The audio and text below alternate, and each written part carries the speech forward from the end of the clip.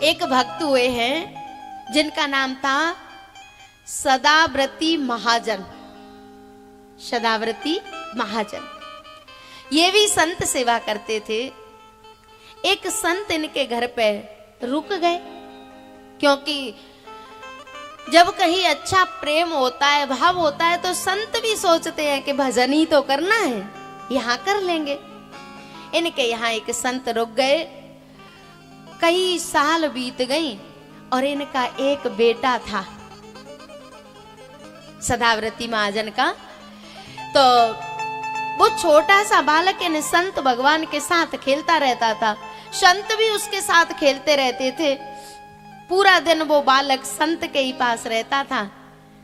एक दिन देव संयोग से भगवान की जाने क्या लीला, वो बालक सोने के आभूषण पहने था तो संत की बुद्धि खराब हो गई और सोचने लगे कि ये सोने के आभूषण पहने हैं, क्यों ना मैं इन आभूषणों को इस पे से ले लूं। पर लें कैसे?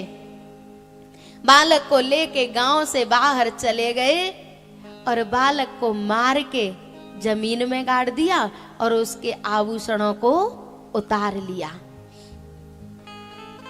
अब सदाव्रती महाजन इंतजार कर रहे हैं कि मेरा बेटा कहाँ है। शाम हो गई, लौट के नहीं आया। तो उन्होंने पूरे गांव में ढिढोरा पिटवा दिया। बोले मेरा बेटा जिसके पास हो वो उसे भेज दे, मैं उसका इंतजार कर रहा हूं। अब बेटा तो तवाए जब वो हो, बेटा तो मार दिया। एक संत ने इस दृश्य को देख लिया था कि ये संत जो सदाव्रती महाजन के घर रहता है ये कुछ गाड़ रहा है। उसने आके कहा, बोले महाजन जी अगर बुरा ना मानो तो एक बात कहूं। बोले कहो।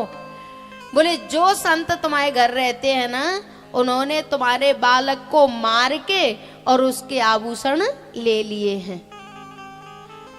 सदाव्रती महाजन ने कहा, बोले इस बाबा को पकड़ लो, इसने ही मेरे पुत्र को मारा है। जिसने बताया? बोले कि मैंने तो तुम्हें बताया है, जो संत तुम्हारे घर में रहते हैं उन्होंने तुम्हारे पुत्र को मारा है, मैंने नहीं मारा। सदाव्रती महाजन ने कहा पकड़ लो इसको। बोले तुम क्या कर रहे हो?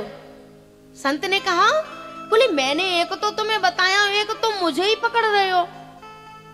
महाजन ने धीरे से कहा, बोले यदि बचना चाहते हो तो इस बात को किसी को बताना मत कि मेरे पुत्र को किसने मारा है, और तुम इस गांव को छोड़ के कहीं और चले जाओ।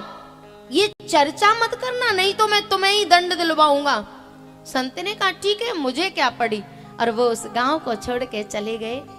अब जिस संत ने ये अपराध किया था वो बहुत दुखी रहते हैं, सोचते हैं, आत्मग्लानि से भरे हैं कि हे परमात्मा, मैंने अपने शरण देने वाले के, अपने अन्नदाता के पुत्र को ही और थोड़े से न आभूषणों के लोभ के कारण मार दिया।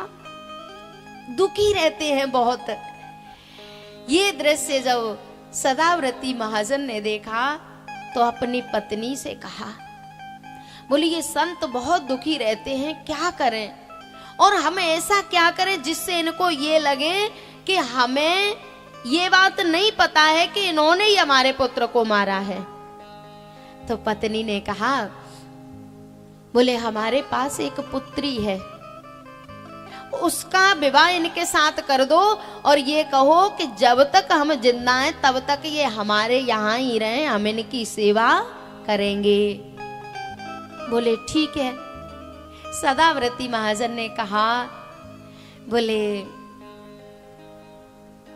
स्वामी जी अगर मेरी खुशी चाहते हो, मेरी प्रसन्नता चाहते हो तो आप मेरी पुत्री के साथ विवाह कर लो और घर में आनंद से रहो। हमारा भी जीवन तुम्हारे सहारे से कट जाएगा और जब तक जिंदा है तब तक तुम यहीं रहो हमारी खुशी के लिए। संत राजी हो गए, बोले ठीक है। पुत्री का विवाह कर दिया, घर में रहते हैं। एक दिन सदाव्रती महाजन के गुरुजी आए और गुरुजी सुन चुके थे कि पुत्र की मृत्यु हो गई है। आके पूछा, बोले सदाव्रती तुम्हारा बेटा कहाँ है? बोले स्वामी जी वो तो मृत्यु को प्राप्त हो गया। बोले चलो हमें बताओ उसकी समाधि कहाँ लगाई थी। लेके गए, दिखाया, बोले इस जगह पे समाधि लगाई है, वो मर चुका है। गुरुजी ने कहा सदाव्रती ये संत सेवा के संस्कार मैंने ही तुमको दिए थे और तुम्हारा बेटा मरा नहीं है। ये मैंने तुम्हारी परीक्षा ली है कि तुम संत सेवा में कितनी निष्ठा रखते हो, कितनी श्रद्धा रखते हो। और गुरुजी ने बेटे का नाम लेके आवाज लगाई और बेटा उस समाधि में से निकल आया।